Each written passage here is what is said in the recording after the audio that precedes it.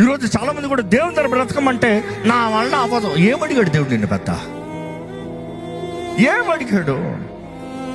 ఆయన ముందు యథార్థంగా నడవమన్నాడు, తగ్గించుకుని బ్రతకమన్నాడు, ఆయన చెప్పిన మేలైన కార్యములు చేయమన్నాడు. అంతే కదా.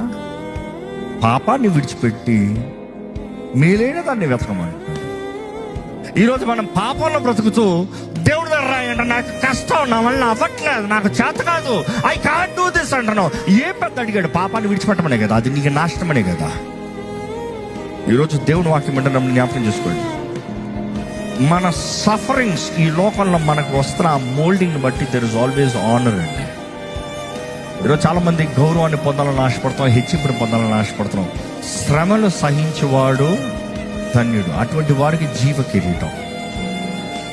Because in suffering there is a process that is happening. మీలో ఒక ప్రాసెస్ అవుతుంది, మీలో మోల్డింగ్ జరుగుతుంది, మీలో లిక్విడ్ స్టేట్ మారుతున్నారు సాలిడ్ స్టేట్.